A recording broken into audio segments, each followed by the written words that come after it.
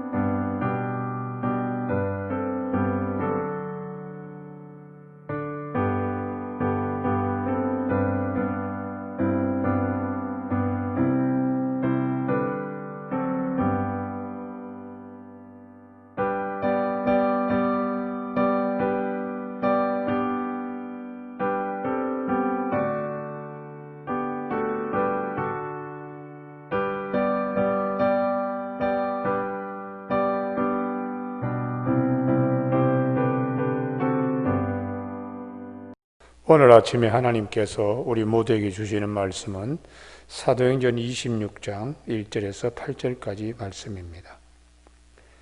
아그리빠가 바울에게 이르되 너를 위하여 말하기를 내게 허락하노라 하니 이에 바울이 손을 들어 변명하되 아그리빠 왕의 유대인이 고발하는 모든 일을 오늘 당신 앞에서 변명하게 된 것을 다행히 여기나이다. 특히 당신이 유대인의 모든 풍속과 문제를 아심이니이다. 그러므로 내 말을 너그러이 들으시기를 바라나이다. 내가 처음부터 내 민족과 더불어 예루살렘에 젊었을 때 생활하던 상황을 유대인이 다 아는 바라. 일찍부터 나를 알았으니 그들이 증언하려 하면 내가 우리 종교의 가장 엄한 팔을 따라 바리새인의 생활을 하였다고 할 것이라. 이제도 여기 있어서 신문 받는 것은 하나님이 우리 조상에게 약속하신 것을 바라는 까닭이니 이 약속은 우리 12지파가 밤낮으로 간절히 하나님을 받들어 섬김으로 얻기를 바라는 바인데 아그리빠 왕이여 이 소망으로 말미암아 내가 유대인들에게 고소를 당하는 것이니이다. 당신들은 하나님이 죽은 사람을 살리심을 어찌하여 못 믿을 것으로 여기시나이까? 아멘. 오늘 6절 말씀, 이제도 여기 있어서 신문받는 것은 하나님이 우리 조상에게 약속하신 것을 바라는 까닭이니 하는 말씀 중심으로 하나님의 언약을 심는 바울이라는 제목으로 말씀을 나누겠습니다. 우리가 살면서 인상을 남긴다는 말이 있습니다. 무엇을 심어준다는 말인데요. 우리 가슴 아픈 말, 상처로 오래 남게 됩니다. 그래서 우리 성품 가운데 가시 같은 성품을 버려야 좋습니다.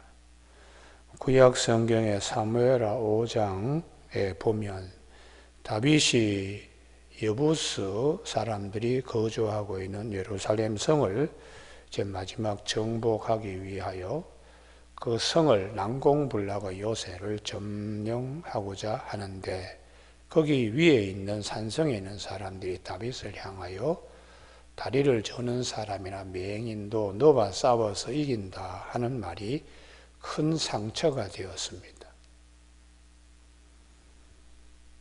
다윗의 군사들이 수로를 통하여 올라가서 점령을 하고 그 이후에 이들이 말한 다리 저는 사람 그리고 맹인 집에 들어오지 못한다는 속담이 될 정도로 큰 상처가 된 말이기도 합니다.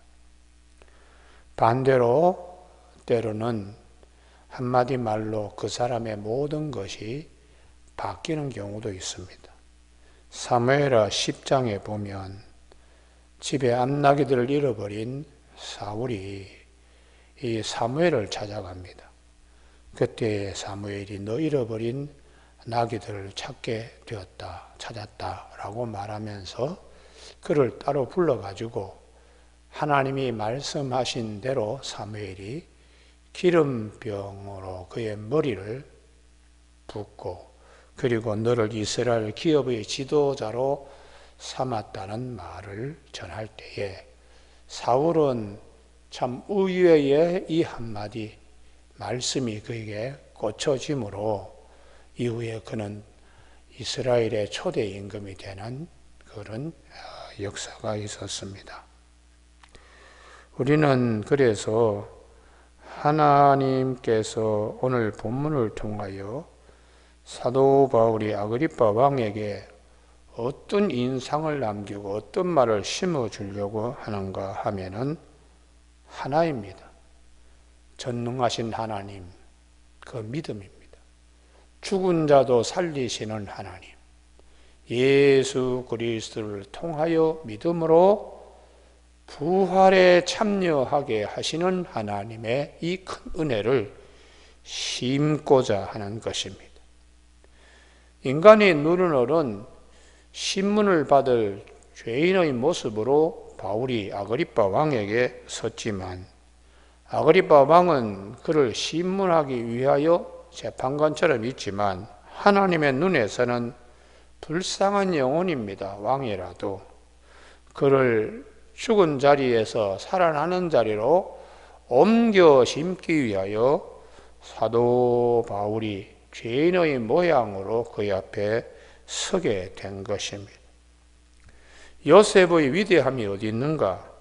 형제들 스스로 저질렀던 아우를 애굽의 노예로 팔아버렸다는 그 죄책감으로 그들은 일생두려움에 사로잡혀 있었습니다.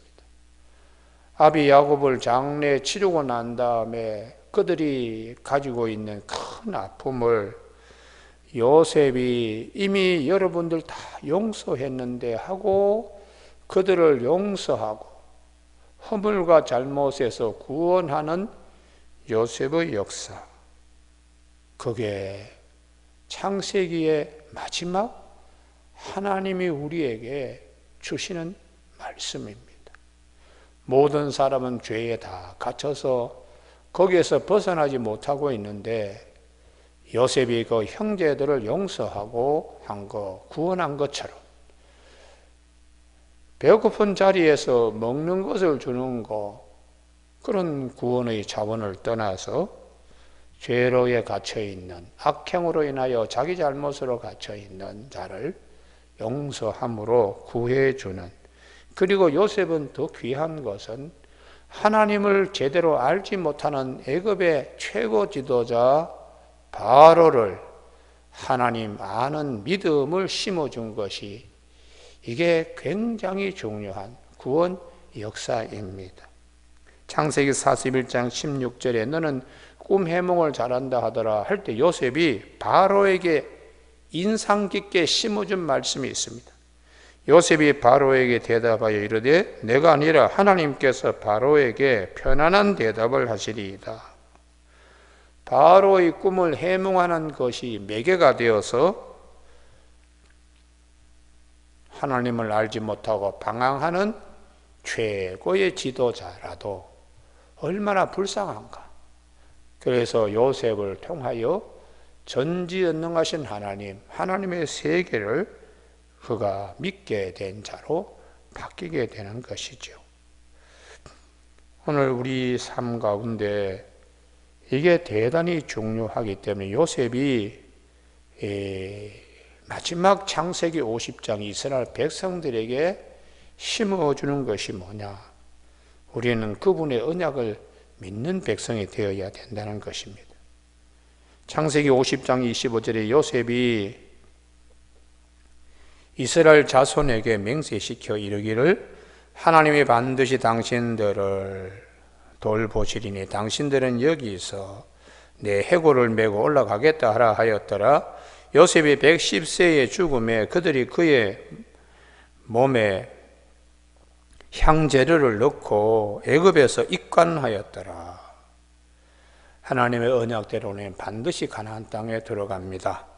언약을 믿는 백성이 되어야 합니다. 이게 요셉의 마지막 유언이 있습니다. 그의 유언대로 출애굽할 때에 모세가 출애굽기 13장 19절에 모세가 요셉의 유고를 가졌으니 이는 요셉이 이스라엘 자손으로 단단히 맹세하게 하여 이르기를 하나님이 반드시 너희를 찾아오시리니 너희는 내 유고를 여기서 가지고 나가라 하였음이더라. 하나님은 한번 말씀하신 대로 실행하시는 하나님, 언약대로 우리에게 이루어 주시는 하나님, 그것을 창세기 출애굽기를 통하여 오늘 우리에게 일러줍니다. 그래서 민수기 23장 19절에 하나님은 인생이 아니시기 때문에 식은 거짓말을 하지 아니하시고 또 말씀하신 것을 후회함이 없으시다. 반드시 그 말씀하신 바를 실행하시는 분이라고 민수기 23장 19절에서 말씀하고 있습니다. 우리가 흔히 모세 육경이라고 부르는 여호와의 전쟁의 제일 마지막 여호수아 24장에 보면 이스라엘 자손이 애굽에서 가져온 요셉의 뼈를 세겜에 장사하였으니 이곳은 야곱이 100크시타를 주고 세겜의 아버지 하몰의 자손에게서 산 밭이라. 그것이 요셉 자손의 힘은 되었더라. 이렇게 기업이 되었더라. 이렇게 기록하고 있습니다. 바로 이 세겜에서 여호수아는 이스라엘 백성들과 언약을 체결하고 돌비를 세웁니다. 여호수아 24장 25절에 보면 그날에 여호수아가 세겜에서 백성과 대보러 언약을 맺고 그들을 위하여 율례와 법도를 제정하였더라. 중요한 것은 땅을 차지하는 것이 아닙니다.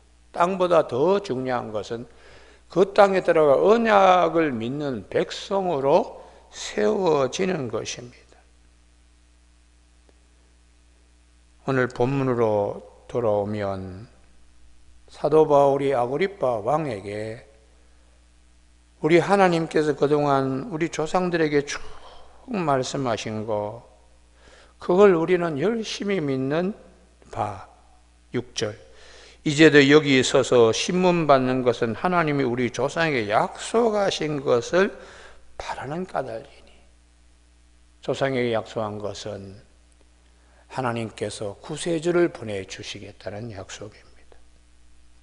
이 약속은 우리 12지파가 밤낮으로 간절히 하나님을 받들어 섬김으로 얻기를 바라는 바인데, 아그리빠 왕이여, 이 소망으로 말미암아 내가 유대인들에게 고소를 당하는 것이니, 하나님께서 그처럼 약속하신 바 독생자 예수 그리스도를 보내주시고 그분의 십자가의 죽으심과 그리고 부활의 은혜를 우리에게 허락하시는 이것을 증거하는 일 때문에 내가 죄인의 모양으로 신문을 받고 있습니다.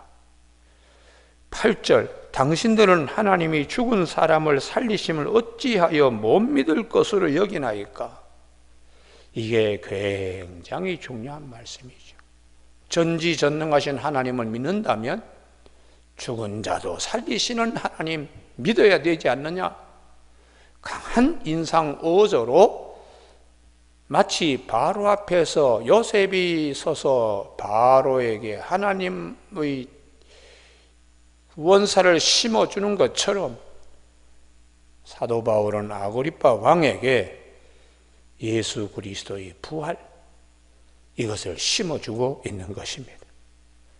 오늘 아침에 우리 모두에게 믿음은 무엇이냐?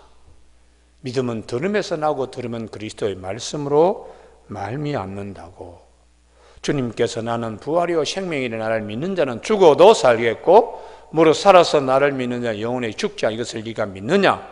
요한복음 11장 40절에 내 말이 네가 믿으면 하나님의 영광을 보리라 하지 아니하였느냐? 이렇게 말씀하실 때에 우리의 믿음 제일 중심에 사도 바울이 아그리빠 왕에게 강한 인상으로 심어주고자 한 예수 부활,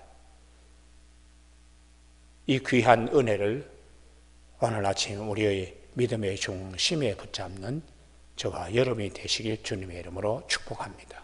기도하시겠습니다.